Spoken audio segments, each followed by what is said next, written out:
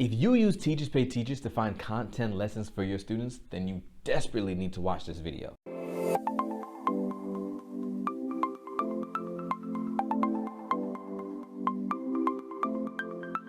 What's going on, everybody, and welcome to the Pursuit of Excellence family, where you'll learn how to develop students' life skills, mindset, and character. If you've been following me for a while, you'll know that when the pandemic struck is when this channel was birthed. That's when I decided that I was going to create digital resources to help develop, like I said before, students' life skills, mindsets, and character. Because I knew that good teachers were going to scramble to find content-related resources. I knew that they wanted to be a good teacher and make sure that their students were staying on pace even though it was virtual. They wanted to make sure they were still getting their content. But I knew that school was so much more than that. School is way more than just content. See, in school, not only do students learn how to create synonyms, but students also learn how to relieve stress. See, in school, not only do students learn about the periodic table, but students learn how to periodically table distractions and focus on their priorities.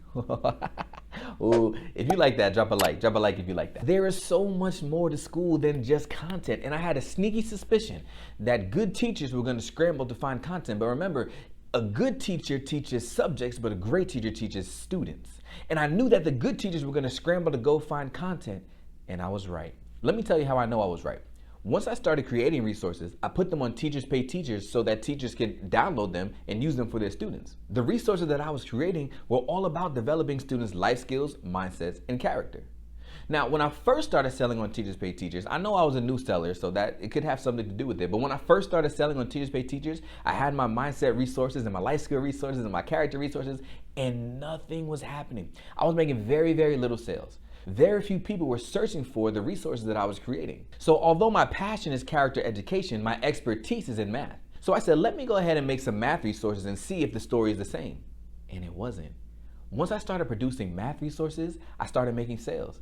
People definitely downloaded the math resources, and still to this day, my math resources outpace my mindset resources because teachers are unproportionally concerned with content delivery than character development. And I get it. It's coming from a place of love. Like, you just want what's best for your students, and you know that students need to master the content. I know that you care about your students because you research and you subscribe to channels like this. You subscribe, right? You subscribe, like down below in the description. You subscribe? Okay, cool.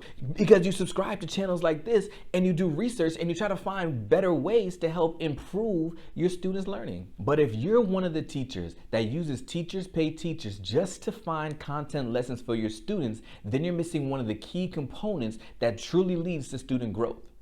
Because what you're doing is you're attacking the symptoms instead of the source. I like to tell stories, so let me put it like this. My daughter is 1 year old and she's learning how to feed herself. I say that she's learning how to feed herself, but it's mostly me feeding her while she plays in her food. If anybody has kids, you kind of know what I'm talking about. So she plays in her food and she puts it in her mouth, but she gets food all over her hands. Even when I give her the spoon, sometimes she'll play around with the spoon, but still just loves to get her fingers in it and really get dirty and eat like that. So I remember one time she's feeding herself, right? And afterwards, her face is completely dirty, completely covered in food.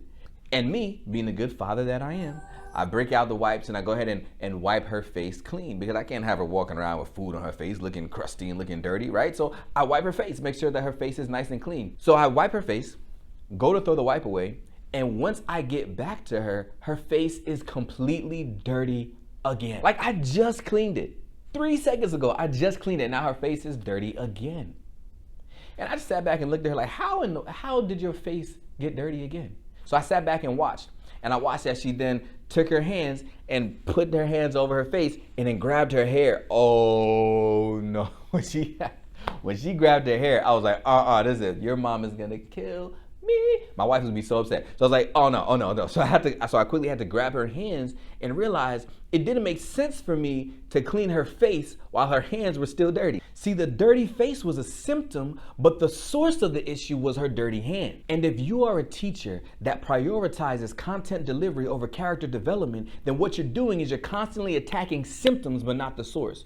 You're constantly attacking the symptoms of low reading levels. You're constantly attacking the symptoms of a disinterest in science. You're constantly attacking the symptoms of low performance in math. But you're not attacking the source that they're not resilient. You're not attacking the source that they're overstressed and undersupported. You're not attacking the source that they don't even believe that they can perform on grade level. And just like me, when I was cleaning my daughter's face, we're constantly attacking the symptoms, but we're not attacking the source, which is causing everything to be dirty. And we're expounding so much energy attacking the symptoms and wiping the face over and over again. And they just keep dirtying their face and dirtying their clothes and dirtying their hair, because using teachers pay teachers to attack the symptoms only will not fix the issue, because as long as their hands remain dirty, so will everything that they touch. So what do we do?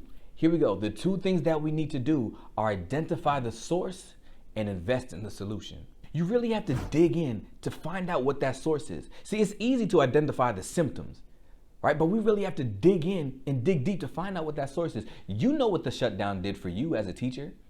Imagine the impact that it had on a 7-year-old or a 12-year-old or a high school student that was ready to graduate, right? Imagine the mental health tolls that it takes on the students. See, sometimes the source is not that they struggle with regrouping. That's a symptom. Sometimes the source is not that they can't interpret a text. That's a symptom. Sometimes the source is that they don't have enough self-control to focus on your Zoom class while they want to play video games on the side. Sometimes the source is that they don't know how to cope with the way that the coronavirus had affected their family.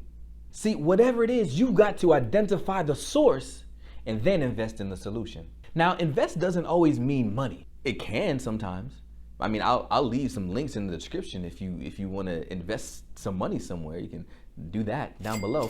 But invest doesn't always mean money. Invest just means that you care enough about the problem that you're willing to work for the solution. So if you really care about this issue, what is it that you're going to do about it? How are you going to address the source instead of the symptoms? And listen, I don't want you to hear me say something incorrect. I believe that Teachers Pay Teachers is an awesome platform full of resources that are amazing to use with your students. What I'm saying is, if you only use the content-related resources, that's when you have a problem, because you're not developing student character. They do have awesome character education resources on Teachers Pay Teachers. You just have to find out what is best for you and your students based on their needs. And you don't always have to find resources from somewhere else. Sometimes you can create your own resources for your students. You know what they're going through. See, you've built relationships with them. You've had those one-on-one conversations with them, and you can tailor make some resources just for your students. Maybe they're struggling with self-control. Help them with that. Maybe they're struggling with organization skills. Help them with that. Maybe they're struggling with how to relieve stress and how to cope in conflict resolution. Help them with that. Create or find resources that help them with that. But here's the thing. Remember, like I always say, it's going to take away from some of your content delivery, but that's okay, right?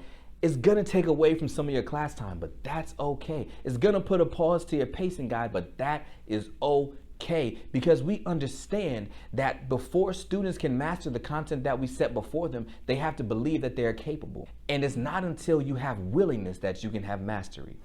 So you need to help students believe that they are capable, understand that they can, believe that this is something that they can do, and then they can do it. So yeah, it feels like when you're doing this, you're taking away from class time and you're holding them back from their goals, but that's not necessarily the case. The truth is, you're actually accelerating them down the road to success. And I have a video talking all about it. I'll link it in the cards and I'll link it in the description down below. A video talking all about the #1 way to increase student growth.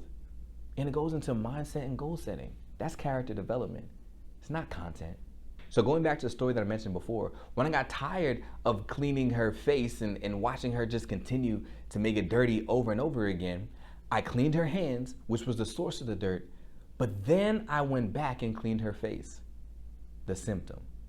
See, the first thing that I did was attack the source, life skills, mindset, character. Then I went and I attacked the symptom, the dirt on her face, the fact that they're below grade level in reading and math and disinterested in science and social studies. I get it. Both are important, but content delivery is not as important as character development. Character development is the #1 priority if you want to truly see students grow and students succeed. But don't ignore content delivery. That just comes second. So our Pursuit of Excellence moment today asks you to comment below, what are you going to do with your students to address the source rather than the symptoms. See, if you find yourself addressing the same things over and over and over again, just like I did wiping my daughter's face and then cleaning her hair and cleaning her clothes over and over and over again, that's because you're addressing the symptoms rather than the source. That's not an effective way to grow students, because as long as their hands remain dirty, as long as their source remains the issue, everything that they touch will be messed up. So prioritize character development over content delivery as we pursue excellence together, because excellence is not the exception, it's our expectation. So like, share, subscribe, and I'll see you next time.